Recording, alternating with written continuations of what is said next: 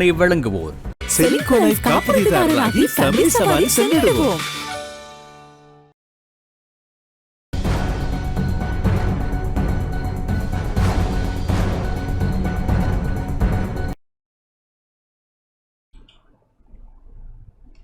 வணக்கம்.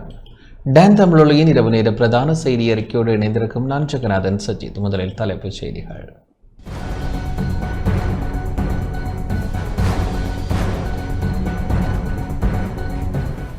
பொது நிகழ்வுகளில் தமிழ் தேசிய கட்சிகளுடன் இணைந்து செயற்படுவது தொடர்பில் பேச்சு நடத்தப்பட உள்ளதாக தமிழரசு கட்சி அறிவிப்பு. இலங்கையின் 5வது கடன் மதிப்பாய்வை இறுதி செய்ய சர்வதேச நாணய நிதியத்தின் நிர்வாக குழு எதிர்வரும் வாரங்களில் கூட உள்ளது. சர்ச்சைக்குரிய 323 கொள்கலன்களில் ஆயுதங்கள் இருந்ததாக நாடாளுமன்ற உறுப்பினர் அர்ஜுனா தகவல். சர்வதேச நீரிழிவு தினமான இன்று யாழ்ப்பாணத்தில் நடைபவனி. தமிழீழ விடுதலை புலிகளின் ஆயுதங்களை தேடி முல்லைத்தீவு சுதந்திரபுரம் பகுதியில் இன்று அகழ்வு பணி. பெருந்தோட்ட சமூகத்தை வலுப்படுத்த வேண்டும் என எதிர்க்கட்சித் தலைவர் வலியுறுத்தல். தொடர்வது முதன்மை செய்தி.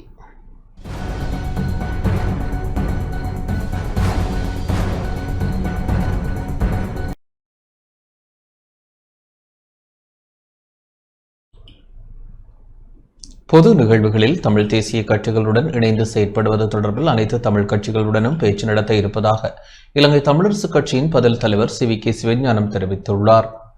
தமிழ் தேசிய கட்சிகளுடன் பொது நிகழ்வுகளில் இணைந்து செயற்படுவதில் உறுதியாக இருப்பதாகவும் ஜனநாயக தமிழ் தேசிய கூட்டணியின் முடிவை எதிர்பார்த்திருப்பதாகவும் இலங்கை தமிழரசு கட்சியின் பதில் தலைவர் சி.வி.கே. சிவஞானம் தெரிவித்துள்ளார். இன்று யாழ்ப்பாணத்தில் ஊடக சந்திப்பை நடத்திய வேளை இவ்வாறு குறிப்பிட்டார். கடந்த காலங்களிலே தமிழ் கட்சிகள் ஒற்றுமையாக ஒரு நிலைப்பாட்டில் பொது விடயங்களிலே செயல்படுவதில்லை என்ற ஒரு குறைபாடு சொல்லப்பட்டு வந்து இருக்கிறது, ஒரு விமர்சிக்கப்பட்டும் வந்திருக்கிறது.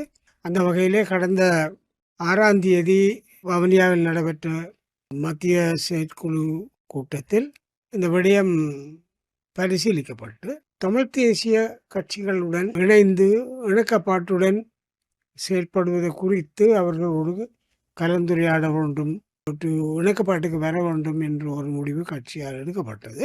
அந்த விடயத்தை நாங்கள் ஜனநாயக தமிழ் தேசிய கூட்டணியின் செயலாளர் திரு ரட்னலிங்கம் அவர்களுக்கு கடிதம் மூலம் தெரியப்படுத்தி இருக்கிறோம். தமது கூட்டணியில் உள்ள கட்சிகளோடு கலந்து பேசி துரிதமாக நமக்கான பதிலை அனுப்புவதாக தெரிவித்திருக்கிறார்.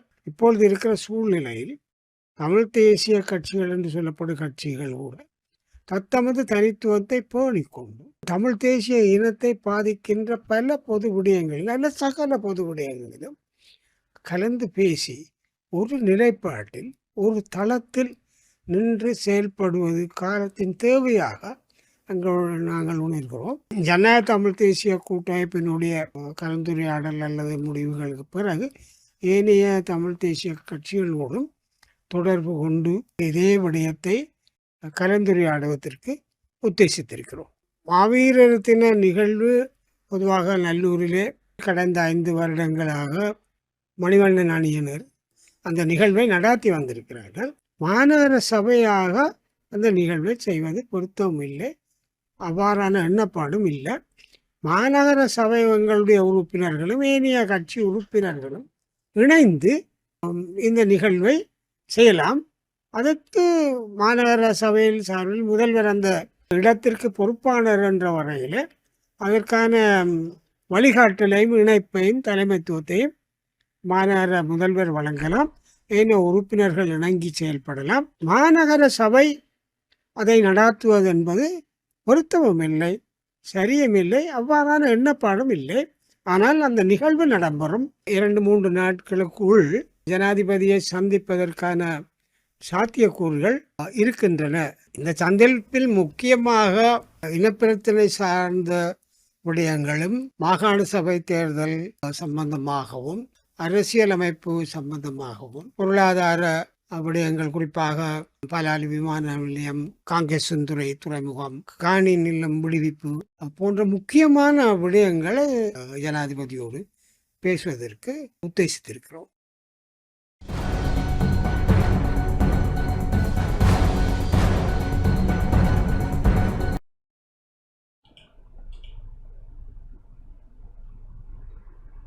இலங்கையின் 5வது கடன் மதிப்பாய்வை இறுதி செய்ய சர்வதேச நாணய நிதியத்தின் நிர்வாகக் குழு எதிர்வரும் வாரங்களில் கூடும் என எதிர்பார்க்கப்படுகின்றது. இலங்கையின் விரிவாக்கப்பட்ட நிதி வசதி ஏற்பாட்டின் 5வது மதிப்பாய்வை இறுதி செய்வதற்காக சர்வதேச நாணய நிதியத்தின் நிர்வாகக் குழு எதிர்வரும் வாரங்களில் கூடும் என எதிர்பார்ப்பதாக சர்வதேச நாணய நிதியத்தின் தகவல் தொடர்பாடல் திணைக்கள பணிப்பாளர் ஜூலி ஹோசாக் தெரிவித்துள்ளார்.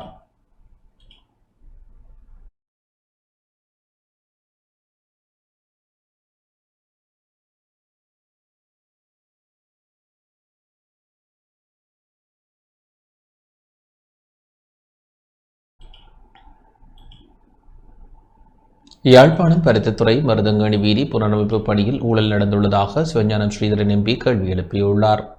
யாழ்ப்பாணம் வடமராட்சி கிழக்கு மருதங்கணி வீதி புனரமைப்பு பணியில் ஊழல் நடந்துள்ளதா என நாடாளுமன்ற உறுப்பினர் சிவஞானம் ஸ்ரீதரன் கேள்வி எழுப்பியுள்ளார். இன்று நாடாளுமன்றில் கேள்வி பதில் நேரத்தின் போது அவர் இவ்வாறு கேள்வி எழுப்பினார். யாழ்ப்பாணம் மாவட்டத்தின் போக்குவரத்து நடவடிக்கைகளில் மிகவும் பின்தங்கிய பிரதேசமாக உள்ள வடமராட்சி கிழக்கிற்கான தரைவழி பாதை போக்குவரத்து மிகவும் சீர்கெட்ட நிலையில் உள்ளது. பருவமழைக்காலம் தொடங்கியுள்ள இந்நேரம் பருத்தித்துறை, நாகர்கோயில், குடத்தனை, செம்பியன்பற்று, மருதங்கேணி, தாளையடி, உடுத்துறை, கட்டைக்காடு, வெற்றிலைக்கேணி, புல்லாவளி, மண்டலாய் பிள்ளையார் ஆலயம் வரையிலான பிரதான வீதி மிகவும் பாழடைந்துள்ளது. மிக முக்கியமாக கல்வி ரீதியாக, போக்குவரத்து ரீதியாக அந்த மாணவர்கள் குறிப்பாக கட்டக்காடு, வெத்திலக்கேணி, தாளையடி, உடுத்துறை பகுதி மக்களுடைய மருதங்கேணி பிரதேச செயலாளர் உட்பட்ட பகுதிக்கு உட்பட்ட அந்த வீதி மிக முக்கியத்துவம் வாய்ந்தது. ஆகவே இதனைக்கு பின்னாலே யாரும் அரசியல் தலையீடுகள் இருந்த அந்த வீதி இவ்வாறு கேவலப்படுத்தப்பட்டதா அல்லது அந்த அதிகாரிகள் பிழைவிட்டிருந்தால் நீதியின் முன் நீங்கள் உடனடியாக நிறுத்த வேணும். ஏனென்றால் இவர்கள் டச்சப் என்று சொல்லி இப்போ 198 மில்லியனை செலவழிப்பார்கள். திரும்பவும் அது மணல்பாங்கான பாதைகள், அந்த மணல்பாங்கான வீதி திரும்பவும் டச்சப் செய்ய அல்லது வெட்டி திருத்த திரும்பவும் அந்த வீதிகள் சீர்கட்டும். ஆகவே தயவு செய்து ஒரு நிரந்தரமான பாதையாக அந்த மக்கள் பாவிக்கக்கூடிய வகையில், அவர்கள் சுனாமியால் பாதிக்கப்பட்டவர்கள், யுத்தத்தால் பாதிக்கப்பட்டவர்கள், தொடர்ந்தும் வீதி இல்லாமல் இன்று வரையும் யாழ்ப்பாண மாவட்டத்திலே பாதிக்கப்பட்ட மக்களாக இருக்கிறார்கள். தயவு செய்து ஒரு நல்ல நேர்த்தியான வீதியாக அமைப்பதற்கு உதவுங்கள். இலங்கை தமிழரசு கட்சிக்கும் ஜனாதிபதிக்கும் இடையில் அடுத்த வாரம் சந்திப்பு இடம்பெற உள்ளதாகவும் ஜனாதிபதி தமிழ் மக்களின் பிரச்சினைகளுக்கு தீர்வை வழங்குவார் எனவும் நாடாளுமன்ற உறுப்பினர் இரா சாணக்கியன் தெரிவித்துள்ளார். இன்று நாடாளுமன்றத்தில் வரவு செலவு திட்டம் குறித்து தமிழரசு கட்சியின் தீர்மானத்தை அறிவித்த வேளை இவ்வாறு குறிப்பிட்டார். இன்றைய வாக்கெடுப்பில் எங்கள் தமிழரசு கட்சி அரசு சார்பாகவும் இல்லை, அரசுக்கு எதிராகவும் இல்லை. வாக்கெடுப்பில் இருந்து விலகுகின்றோம். ஜனாதிபதியுடன் அடுத்த வாரம் சந்திப்பு ஒன்றை ஏற்பாடு செய்ய இருப்பதாக அறிவிக்கப்பட்டதன் அடிப்படையில் தான் 2026 வரவு செலவு திட்ட வாக்களிப்பை தவிர்த்துள்ளோம். இது ஒரு நல்லெண்ண அடிப்படையிலான முடிவு. எமது கட்சி ஜனாதிபதியின் மீது வைத்துள்ள நம்பிக்கையின் காரணமாகத்தான் இந்த தீர்மானம் எடுக்கப்பட்டுள்ளது. ஜனாதிபதி எங்கள் பிரச்சனைகளை தீர்க்க முன்வருவார். தமிழர் அரசியல் பிரச்சனைகளுக்கு தீர்வு காண முயல்வார். நமது மக்கள் நீண்ட காலமாக எதிர்பார்க்கும் புதிய அரசியலமைப்பை கொண்டு வருவார். பிரச்சினைகளில் பாதிக்கப்பட்ட சமூகத்தின் கருத்துக்களை கேட்பார். நிலப்பிரச்சினைகளில் நடவடிக்கை எடுப்பார் என்ற நம்பிக்கையுடன் தான் ஏகமனதாக கட்சியினால் இந்த முடிவு எடுக்கப்பட்டுள்ளது. நாங்கள் எதிர்க்க வேண்டிய 4 ஆண்டுகள் இன்னமும் எங்களுக்கு உள்ளது. அடுத்த ஒரு ஆண்டிற்குள் எந்த முன்னேற்றமும் இல்லையெனில் அடுத்த ஆண்டு எதிர்ப்பு தெரிவிக்க தயாராக இருக்கின்றோம். தமிழரசு இன்று வாக்கெடுப்பிலிருந்து விலகியிருப்பது நாம் அரசுடன் செயற்பட தொடர்ந்து தயாராக உள்ளோம் என்பதை காட்டும் ஒரு முக்கியமான செய்தியாகும். அத்துடன் எனது தகப்பனாரின் இறுதி அஞ்சலியில் பங்கு பெற்றிய மற்றும் துக்கம் விசாரித்த அனைவருக்கும் எனது நெஞ்சார்ந்த நன்றிகளை தெரிவித்துக் கொள்கின்றேன் என குறிப்பிட்டுள்ளார்.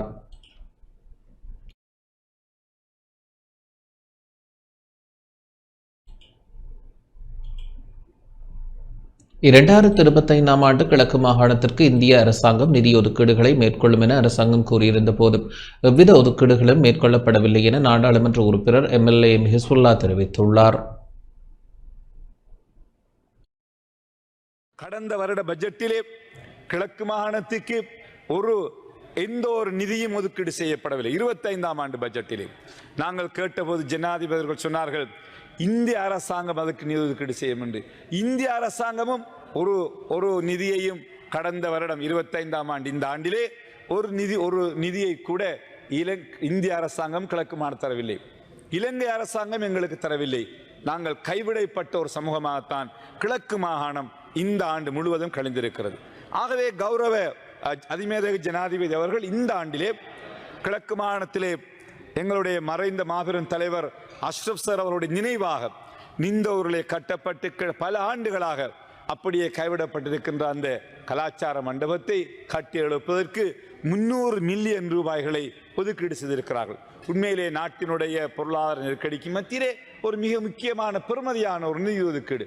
ஆகவே கிழக்கு மாகாணத்து மக்களின் சார்பிலே, எங்களது கட்சியின் சார்பிலே, எங்களுடைய மறைந்த தலைவருடைய பேரால் கட்டப்பட்ட அந்த கட்டடத்தை முடிப்பதற்கு நிதி ஒதுக்கீடு செய்வதற்காக கௌரவ ஜனாதிபதிகளுக்கு நன்றிகளையும் பாராட்டுகளை நாங்கள் தெரிவித்துக் கொள்கிறோம்.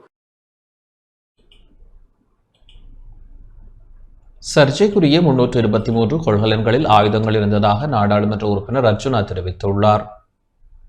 சுங்கத்திலிருந்து விடுவிக்கப்பட்ட சர்ச்சைக்குரிய 323 கொள்கலன்களில் ஆயுதங்களே இருந்ததாக நாடாளுமன்ற உறுப்பினர் ராமநாதன் அர்ஜுனா தெரிவித்துள்ளார். நாடாளுமன்றில் இன்று உரையாற்றும் போதே அவர் இதனை தெரிவித்தார். සර් මට හැමදාම කියන්නේ මගේ කන්ටයිනර් කියලා. ඇත්තටම මේක බිමල් රත්නායක ඇමතිතුමා ඉන්න කාලේ එයා රිලීස් කරපු කන්ටයිනර්. சபாநாயகர் அவர்களே, உண்மையில் பிமல் ரத்நாயக்க இருந்த காலத்தில் விடுவிக்கப்பட்ட கொள்கலன்கள் தான் இவை. அதற்காக என்னை குற்றப்புலனாய்வு பிரிவுக்கு அழைத்து விசாரணைகளை மேற்கொண்டனர். நான் சமீபத்தில் ஐரோப்பாவுக்கான விஜயம் ஒன்றை மேற்கொண்டிருந்தேன். அங்கு எனக்கு கிடைத்த அறிக்கைகளுக்கு அமைவாக இதில் ஆயுதங்களே இருந்ததாக தெரிவிக்கப்பட்டுள்ளது. இன்றும் நான் பொறுப்போடு சொல்கிறேன், அதில் ஆயுதங்கள் தான் இருந்தது. வேண்டுமெனில் என்னை குற்றப்புலனாய்வு பிரிவுக்கு அல்ல, இன்டர்போல் கொண்டு சென்று கேளுங்கள். நான் இதையே சொல்கிறேன். அந்த அறிக்கையை வெளியிடுமாறு கேட்டுக்கொள்கிறேன். குழு ஒன்றை நியமித்து இதை விசாரியுங்கள். இன்றும் நான் பயப்படாமல் சொல்கிறேன், அதில் ஆயுதங்கள் தான் இருந்தன. හැබැයි ඒ වාර්තාව දාන්න කියන්නකො සර්. අනික ඒකට කමිටි එක පත් කරන්න කියන්නකො. අයි මාව අදගන්නේ ඔක්කොටම මම බය නැතුව අදත් කියනවා ඒක අවියාවි තමයි තිබ්බේ. சர்வதேச நீரிழிவு தினமான இன்று யாழில் நடைபவனி ஒன்று முன்னெடுக்கப்பட்டது. சர்வதேச நீரிழிவு தினமான இன்று யாழ்ப்பாணம் போதனா வைத்தியசாலை நீரிழிவு சிகிச்சை நிலையத்தினரால் யாழில் நடைபவனி ஒன்று முன்னெடுக்கப்பட்டது. சர்வதேச நீரிழிவு தினம் ஒவ்வொரு ஆண்டும் நவம்பர் 14ஆம் தேதி கொண்டாடப்படுகின்றது. நீரிழிவு நோய் குறித்த விழிப்புணர்வை ஏற்படுத்துவதையும் அதன் தடுப்பு மற்றும் சிகிச்சையின் அவசியத்தை வலியுறுத்துவதையும் நோக்கமாக கொண்டு இந்த நாள் அமைந்துள்ளது. இந்த நிலையில் இன்று காலை முன்னெடுக்கப்பட்ட நடைபவனியில் நீரிழிவு என்பது ஒரு பேரழிவு, வேண்டாம் இந்த சீரழிவு, நாம் கண்டோம் எத்தனை பேரழிவு, இனியும் ஏன் இந்த வாழ்வு எமக்கு என்ற கருப்பொருளுடன் யாழ்ப்பாண வைத்தியசாலை சமூகம், யாழ் நீரிழிவு சங்கம் மற்றும் யாழ் மருத்துவ சங்கத்தின் ஏற்பாட்டில் 5 கிலோமீட்டர் நீரிழிவு நடைபவனி நடைபெற்றது. நடைபவனியில் வைத்திய நிபுணர்கள், வைத்தியர்கள், பேராசிரியர்கள், தாதிய மாணவர்கள், பொதுமக்கள் என 100க்கும் மேற்பட்டோர் கலந்து கொண்டனர்.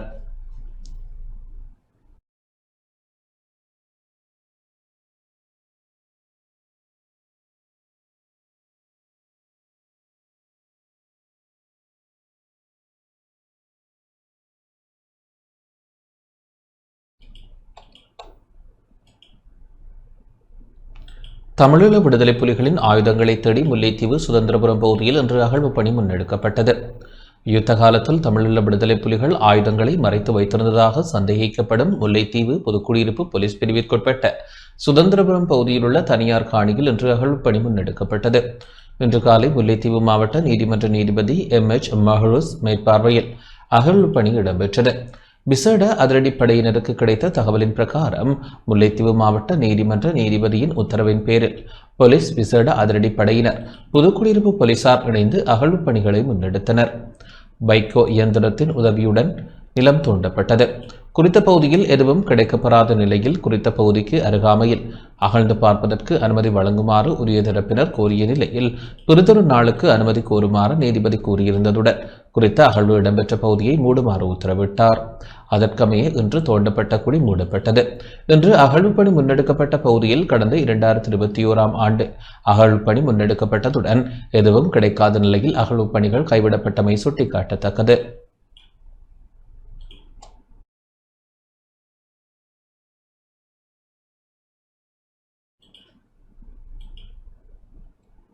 திருகோணமலை மூதூர் பெரிய பாலம் பகுதியில் இடம்பெற்ற விபத்தில் ஒருவர் படுகாயமடைந்துள்ளார். திருகோணமலை மூதூர் போலீஸ் பிரிவிற்குட்பட்ட பெரிய பாலம் பகுதியில் மோட்டார் சைக்கிளும் முச்சக்கர வண்டியும் மோதி விபத்திற்குள்ளானதில் மோட்டார் சைக்கிளில் பயணித்தவர் படுகாயமடைந்த நிலையில் மூதூர் தள வைத்தியசாலையில் அனுமதிக்கப்பட்டுள்ளார். விபத்து சம்பவம் இன்று மாலை இடம்பெற்றுள்ளது. விபத்து சம்பவத்தின் பின்னர் முச்சக்கர வண்டி சாரதி தப்பிச் சென்றுள்ளார். சம்பவம் தொடர்பான மேலதிக விசாரணைகளை மூதூர் போலீசார் முன்னெடுத்து வருகின்றனர்.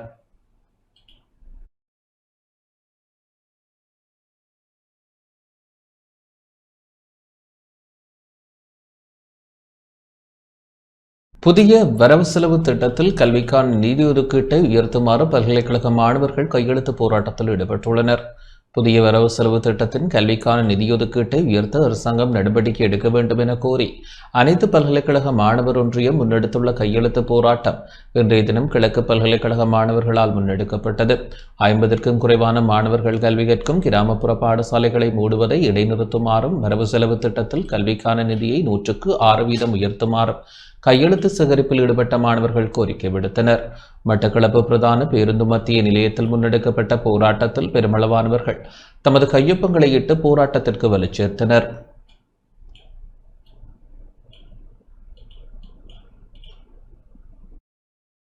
இந்த அரசாங்கமானது எமது மக்களை மீண்டும் மீண்டும் வரவு செலவு திட்டத்தினூடாக ஏமாற்றிக் கொண்டிருக்கின்றது. காரணம் என்னவென்றால், நாங்கள் அத்தியாவசிய தேவைகளுக்காக 106% நிதி இந்த வரவு செலவு திட்டத்தில் ஒதுக்க கேட்டுக்கொண்டிருந்தோம். ஆனால் இந்த அரசாங்கமானது சென்ற வருடம் எமக்கு 106% கட்டாயமாக அத்தியாவசிய கல்விக்காக, அத்தியாவசிய கல்வி தேவைகளுக்காக 106% வரவு செலவு திட்டத்தில் நிதி ஒதுக்குவதாக கூறியுள்ள போதும், ஆனால் இன்னும் வரை இந்த மாதம் புதிய வரவு செலவு திட்டம் சமர்ப்பித்த வேளையிலும் 106% அத்தியாவசிய தேவைகளுக்காக நிதி ஒதுக்கப்படவில்லை.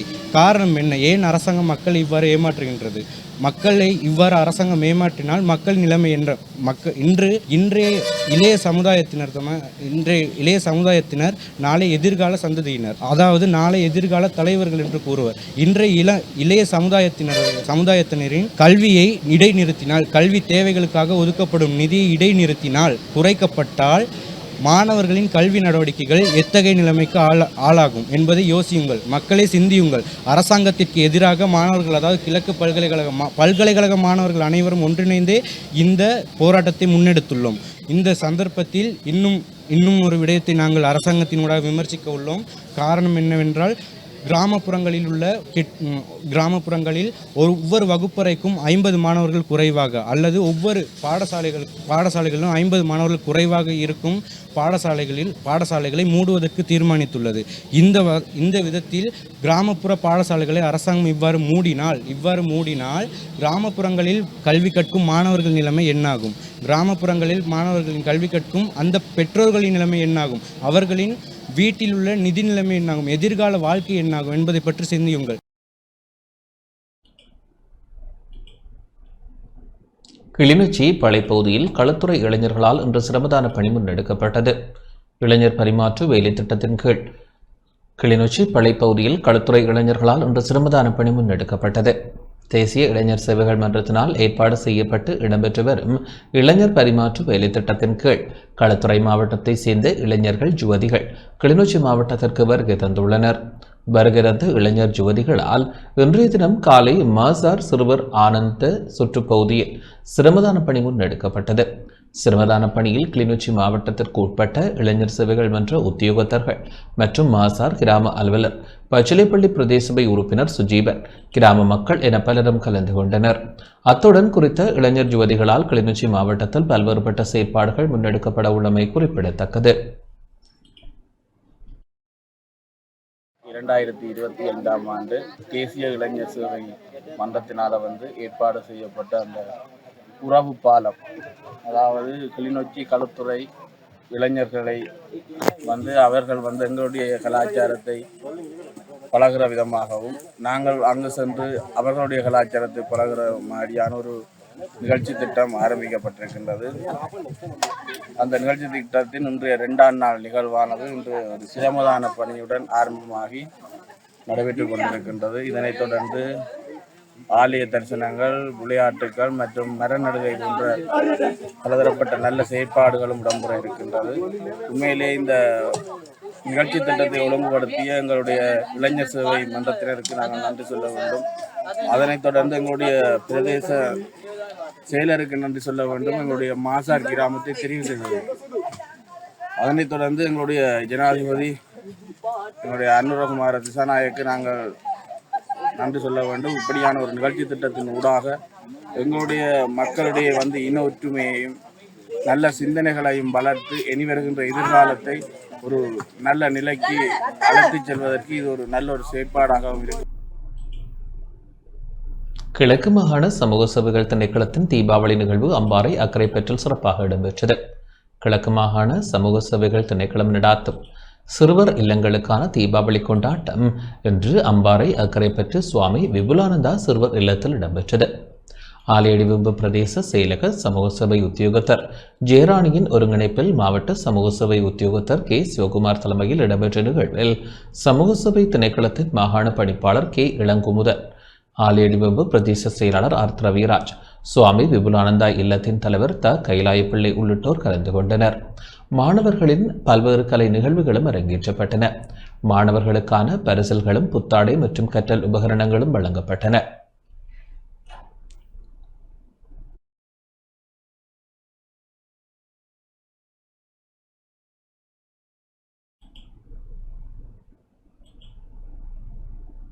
பெருந்தோட்ட சமூகத்தை வலுப்படுத்த வேண்டும் என எதிர்க்கட்சித் தலைவர் சஜித் பிரேமதாச வலியுறுத்தியுள்ளார். பெருந்தோட்டத் துறையில் பணிபுரியும் தொழிலாளர்களுக்கு 400 ரூபாய் வேதன அதிகரிப்பை பெற்றுக் கொடுப்பது போலவே அவர்களை சிறு தேயிலை தோட்ட உரிமையாளர்களாகவும் பலப்படுத்துமாறு எதிர்க்கட்சித் தலைவர் சஜித் பிரேமதாச வலியுறுத்தியுள்ளார். பெருந்தோட்ட சமூகத்திற்கு வரவு செலவு திட்டத்தில் ஒதுக்கப்பட்ட தொகை குறித்து தவறான கருத்து நிலவும் தருணத்தில் இந்த விடயம் தொடர்பாக நாடாளுமன்றத்தில் விசேட கூற்றை முன்வைத்து உரையாற்ற முற்பட்ட போது அதற்கு சபாநாயகர் இடமளிக்காமையால் நாடாளுமன்றில் அமைந்துள்ள எதிர்க்கட்சித் தலைவர் அலுவலகத்தில் வைத்து குறித்த வலியுறுத்தலை விடுத்தார்.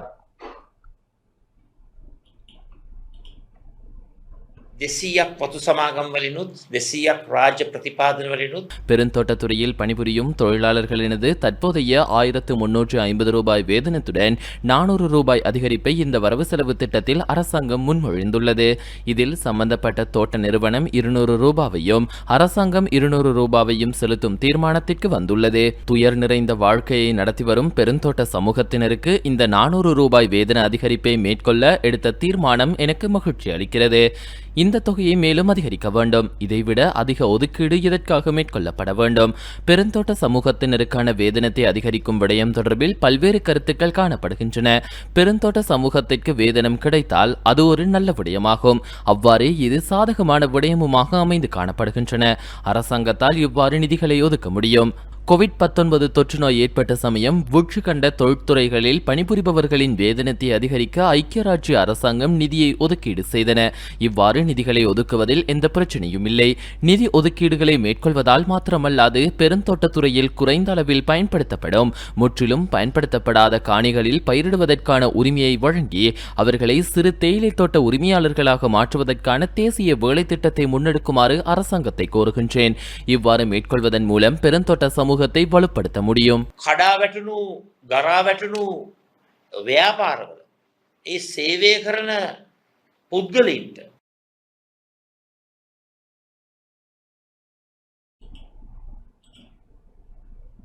பெருந்தோட்ட தொழிலாளர்களை வைத்து மேற்கொள்ளப்பட்ட சம்பள அரசியலுக்கு தேசிய மக்கள் சக்தி முடிவு கட்டியுள்ளதாக பிரதியமைச்சர் பிரதீப் தெரிவித்துள்ளார். பெருந்தோட்ட தொழிலாளர்களின் சம்பள விவகாரத்தை முன்வைத்து மேற்கொள்ளப்பட்ட அரசியலுக்கு தேசிய மக்கள் சக்தி முடிவு கட்டியுள்ளதாக பிரதியமைச்சர் பிரதீப் தெரிவித்துள்ளார். வரவு செலவு திட்ட உரையின் போது பிரதியமைச்சர் இவ்வாறு குறிப்பிட்டார்.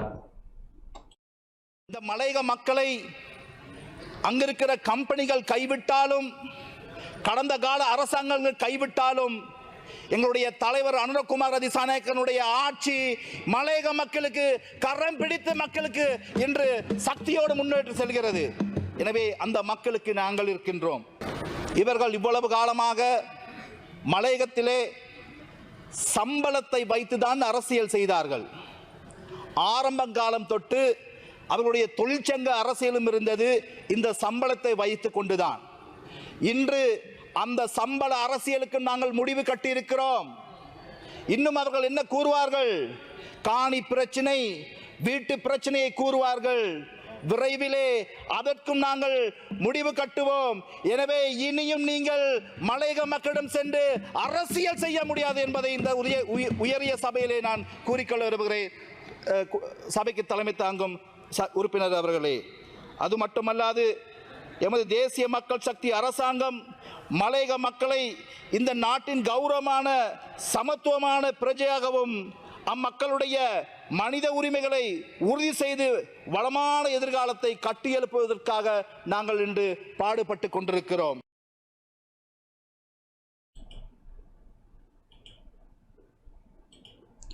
பெருந்தோட்ட தொழிலாளர்களுக்கான சம்பள உயர்வு தொடர்பாக எழுந்துள்ள குற்றச்சாட்டுக்கு தோட்ட மக்கள் எதிர்ப்பு வெளியிட்டுள்ளனர். பெருந்தோட்ட தொழிலாளர்களுக்கான சம்பள பணத்தை பெருந்தோட்ட நிறுவனங்களுடன் பேச்சுவார்த்தை நடத்தி 6550 ரூபாய் வழங்குவதற்கும் மேலதிகமாக 200 ரூபாவை வழங்குவதற்கும் 2026 ஆண்டு வரவு செலவு திட்டத்தில் ஜனாதிபதி முன்மொழிந்துள்ளார். இந்த நிலையில் இதனை வழங்க முடியாது என எதிர்க்கட்சியினர் தெரிவிப்பதாக எழுந்துள்ள குற்றச்சாட்டுக்கு எதிர்ப்பு தெரிவித்து நானோயா, ஜமசெட், அவோகா தோட்ட தொழிலாளர்கள் தமது கருத்துக்களை பதிவு செய்துள்ளனர். இவ்வளவு நாள் போராட்டம் பண்ணி இந்த ஜனாதிபதி வந்த பிறகு இந்த சம்பள உயர்வு எங்களுக்கு கிடைச்சிருக்கு. அதுலயும் எதிர்பார்க்காம கிடைச்சிருக்கு. அதுலயும் 200 ரூபா மேற்கொண்டு தாரேன்னு இருக்காரு. அதையும் மற்றவங்க மற்ற கட்சி எதிர்ப்பு கட்சிக்காரவங்க ஏன் கொடுக்க வேணாங்கிறாங்க. இவ்வளவு நாங்க என்ன அவங்களுக்கு செஞ்சோம்? மற்றவங்களுக்குலாம் கொடுக்குறாங்க தானே. எங்களுக்கு நாங்க படுற கஷ்டம் அட்டையில எல்லாத்திலும் பார்த்தா சிறுத்தையும் வருது மலையகத்துக்கு. சிறுத்தை நிறைய பேர் உயிரும் இழந்திருக்காங்க. எங்களுக்கு என்ன பொறுப்பு? அரசாங்கம் உதவி செஞ்சிருக்கு. இதை மற்ற எதிர்கட்சிக்காரவங்க ஏன் கொடுக்க வேணாம்னு சொல்றீங்க? அவர் எங்களுக்கு 200 ரூபாய் எங்களுக்கு கூட்டி கொடுத்துருக்கிறாரு. அதே எங்க மலையக மக்களுக்காக பேச வேண்டிய அரசியல்வாதிகள் யாருமே எங்களுக்கு பேசி கொடுக்க மாட்டேங்கிறாங்க. நாங்க கஷ்டப்பட்டுதானே நாங்க வேலை செய்யறோம். வேர்வை சிந்தி நாங்க அட்டை கடிச்சு நாங்க இப்போ சிறுத்தைக்கிட்ட கூட மாட்டித்தான் நாங்க வேலை செஞ்சுக்கிட்டு இருக்கோம். அட்டையிலே மழையிலே கடிப்பட்டு ஆனா சம்பளத்துக்காக மட்டும் போராடிக்கிட்டு இருக்கோம். நாங்கள் செய்கிற தொழிலில் எல்லோரும் நல்லா மேன்மையாக வாழ்கிறாங்க. எங்களுக்கு சம்பளம் கொடுக்கறதுக்கு மட்டும் எல்லாத்துக்கும் சரியான கஷ்டம். ஆகவே அந்த 200 ரூபாய்க்கு யார் தடை செய்கிறா, யார் அதை வேண்டாம் என்று சொல்கிறார்கள்? அது மிக தவறானது. அது நீங்களே யோசிக்கணும். யாழ்ப்பாணத்திற்கு வருகை தந்துள்ள தமிழ்நாடு விடுதலை சிறுத்தைகள் கட்சியின் தலைவர் தொல் திருமாவளவன் இன்று வடமராட்சிக்கு விஜயம் செய்தார். யாழ்ப்பாணத்திற்கு வருகை தந்துள்ள தமிழ்நாடு விடுதலை சிறுத்தைகள் கட்சியின் தலைவர் தொல் திருமாவளவன் இன்று வடமராட்சி மாண்டான் உப்புவீதி பகுதியில் பனை விதைகளை நாட்டி வைத்தார். மரம் நடுகை மாதத்தில் வடமராட்சி பனை தென்னைவள அபிவிருத்தி கூட்டுறவு சங்கங்களின் ஏற்பாட்டில் குறித்த பனம் விதை நடுகை நிகழ்வு இடம்பெற்றது. இதில் கூட்டுறவு அபிவிருத்தி உத்தியோகத்தர்கள், மதுவரி திணைக்கள அதிகாரிகள், பனை தென்னைவள அபிவிருத்தி கூட்டுறவு சங்க நிர்வாகிகள், பணியாளர்கள், உறுப்பினர்கள் என பலரும் கலந்து கொண்டு பனம் விதைகளை நாட்டி வைத்தனர்.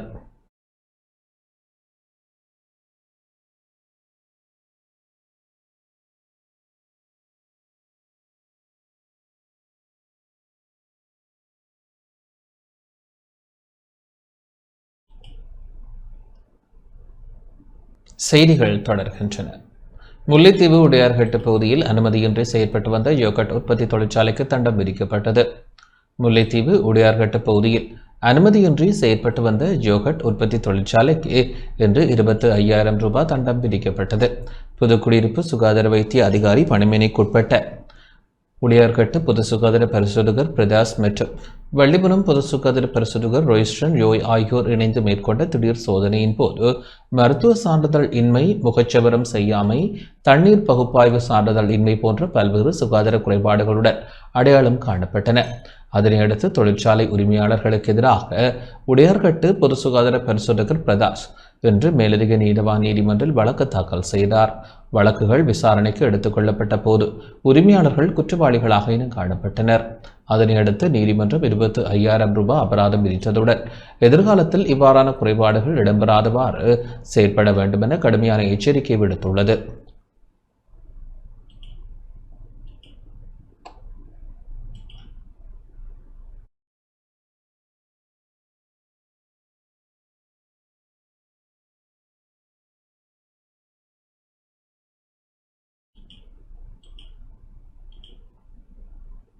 கிளிநொச்சி தட்டுவன்கொட்டை பகுதியில் உள்ள பேருந்து திரைப்படத்தில் பெண்ணொருவரின் சடலம் மீட்கப்பட்டுள்ளது. கிளிநொச்சி தட்டுவன் கொட்டடி பகுதியில் உள்ள பேருந்து திரைப்படத்திற்குள் இன்று காலை பெண் ஒருவரின் சடலம் அடையாளம் காணப்பட்டுள்ளது. சம்பவம் தொடர்பில் கிளிநொச்சி போலீசார் விசாரணைகளை முன்னெடுத்து வருகின்றனர்.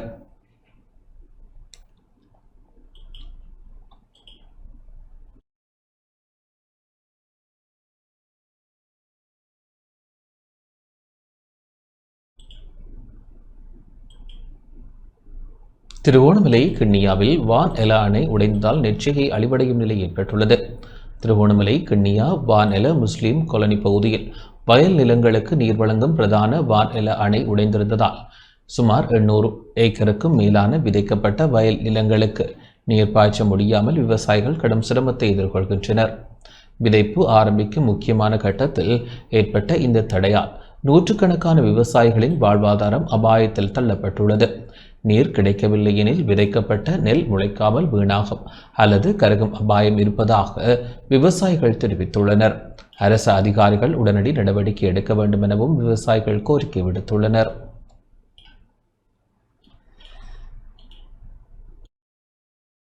இது என்னண்டாக்கா இந்த ஆரோடச்சத்தில் இப்போ பெருமிரி அடிக்காமையும் ரெட்டியாமையும் விதையாமையும் கிடக்கு.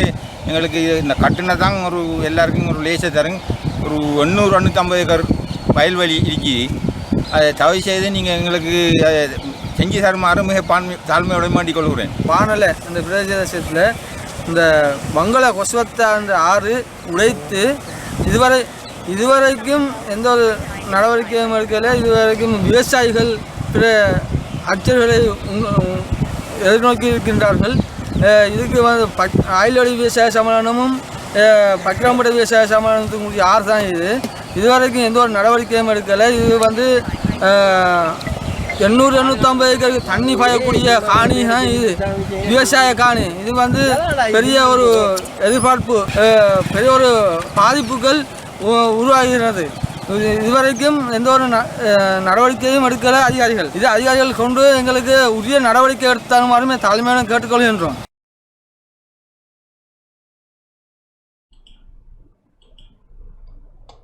கொட்டாஞ்சேனையில் இடம்பெற்ற துப்பாக்கிச்சூட்டு சம்பவம் தொடர்பில் மேலும் 2 கைது செய்யப்பட்டுள்ளனர். கொட்டாஞ்சேனையில் அண்மையில் இடம்பெற்ற துப்பாக்கிச்சூட்டு சம்பவத்திற்கு உதவி புரிந்த குற்றச்சாட்டில் மேலும் ஆண் ஒருவரும் பெண் ஒருவரும் கொழும்பு மாவட்ட குற்றத்தடுப்பு பிரிவினரால் நேற்று கைது செய்யப்பட்டனர். கைது செய்யப்பட்ட சந்தேக நபர் இந்த குற்றத்தை புரிவதற்கு துப்பாக்கிதாரி வந்த காரின் சாரதியாக இருந்தவர் என்றும், சந்தேக நபரான பெண் இந்த குற்றத்தை செய்ய சந்தேக நபர்களுக்கு தங்குமிட வசதிகளை வழங்கியவர் என்றும் போலீசார் தெரிவித்தனர். கைது செய்யப்பட்டவர்களில் சந்தேக நபருக்கு 27 வயது எனவும், அவர் கொழும்பு 13 பிரதேசத்தை சேர்ந்தவர் எனவும், சந்தேக நபரான பெண்ணுக்கு 32 வயது எனவும், அவர் மகரகம பிரதேசத்தை சேர்ந்தவர் எனவும் போலீசார் குறிப்பிட்டுள்ளனர். சம்பவம் தொடர்பான மேலதிக விசாரணைகளை போலீசார் மேற்கொண்டு வருகின்றனர்.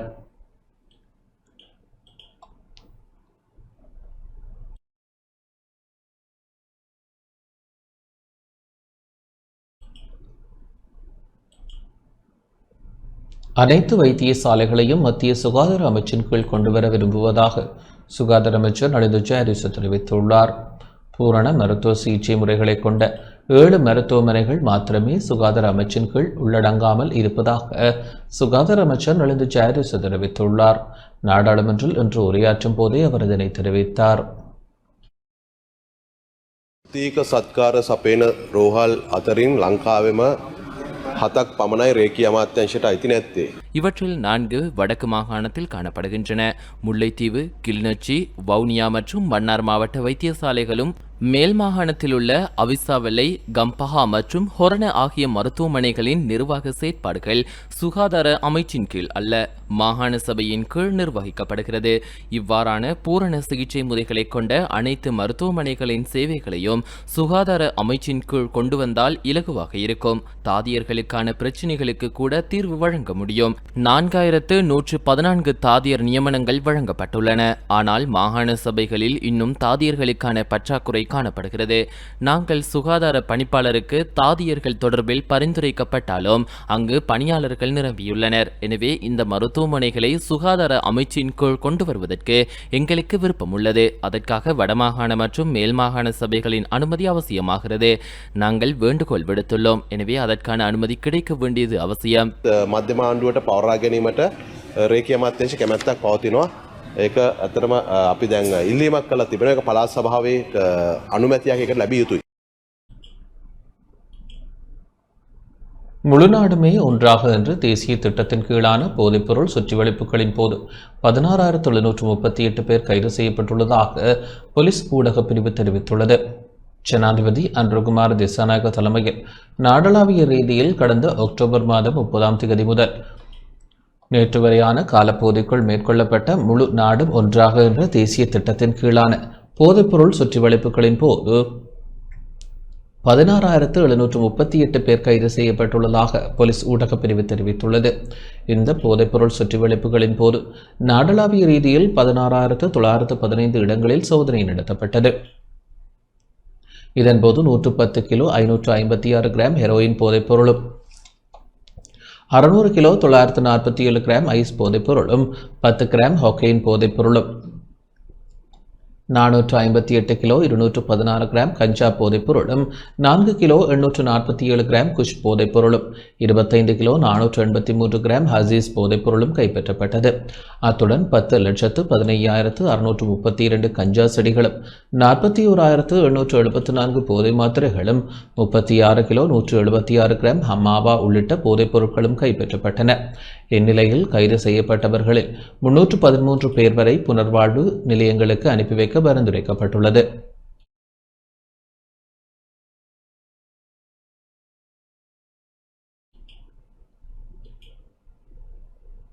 திருகோணமலை மூதூரில் போதை ஒழிப்பு பிரிவு போலீசார் இன்று மேற்கொண்ட சுற்றிவளைப்பின் போது ஐஸ் போதைப் பொருளுடன் இருவர் கைது செய்யப்பட்டுள்ளதாக போலீசார் தெரிவித்தனர். மூதூர் போலீஸ் நிலைய பொறுப்பதிகாரியின் ஆலோசனைக்கு அமைவாக சுற்றிவளைப்பு மேற்கொள்ளப்பட்டது. மூதூர் ஆலிம் நகர் பகுதியில் உள்ள வீடொன்றை சுற்றிவளைத்த போது 27 வயதுடைய நபரொருவர் விற்பனைக்காக வைத்திருந்த 3 கிராம் 300 மில்லிகிராம் ஐஸ் போதைப்பொருள், கையடக்க தொலைபேசி ஒன்று, சிறிய தராசு ஒன்றும் கைப்பற்றப்பட்டதுடன் குறித்த சந்தேக நபரும் கைது செய்யப்பட்டார். இதேவேளை மூதூர் நகரில் வைத்து ஐஸ் விற்பனை செய்ய தயாராக இருந்த தோப்பூர் அலைநகரை சேர்ந்த 25 வயது சந்தேக நபரிடமிருந்து 2 கிராம் 350 மில்லிகிராம் ஐஸ் போதைப்பொருள் மீட்கப்பட்டது. கைது செய்யப்பட்ட 2 சந்தேக நபர்களும் மூதூர் போலீஸ் நிலையத்தில் தடுத்து வைக்கப்பட்டுள்ளதுடன் இவர்களை மூதூர் நீதவான் நீதிமன்றில் ஆஜர்படுத்துவதற்கான ஏற்பாடுகளை போலீசார் முன்னெடுத்து வருகின்றனர்.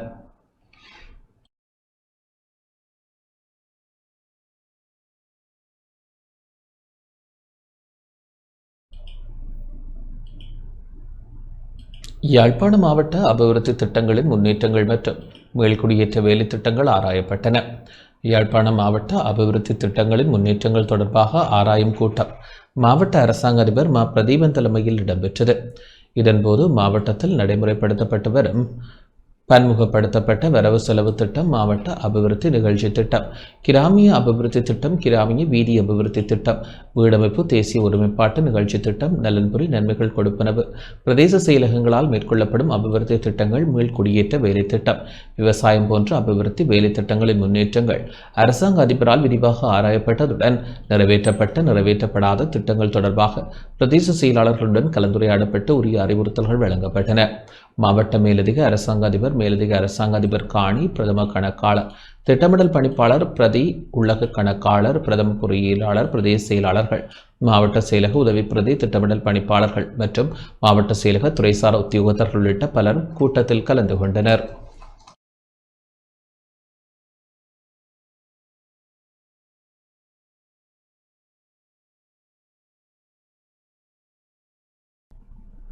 தொடர்வது வர்த்தக வாணிபச் செய்திகள்.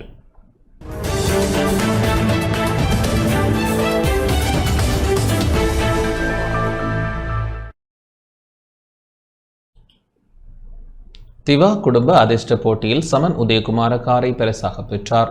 திவா பிராண்ட் ஏற்பாடு செய்த திவா குடும்ப அதிர்ஷ்ட போட்டியின் இறுதி மாபெரும் சீட்டெடுப்பில் புலனறுவையை சேர்ந்த ஜூபி சமன் உதயகுமார டொயோட்டா லிகோ காரை பரிசாக பெற்றார். இந்த விருது வழங்கும் நிகழ்வு வத்தலை டொயோட்டா காட்சி அறையில் இடம்பெற்றது.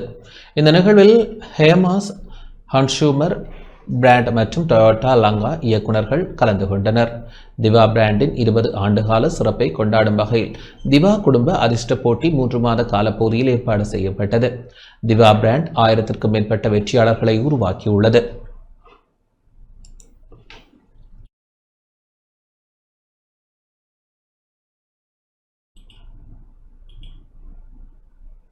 இத்துடன் இந்த செய்தி அறிக்கை நிறைவடைகின்றது.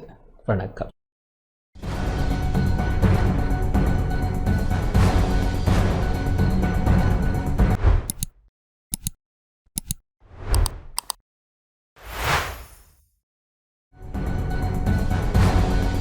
அனுசரணை வழங்கியோர் செலிகோ லைஃப் காப்பீட்டுதாரராகி தமிழ் சவாரி சென்றிடுவோம்.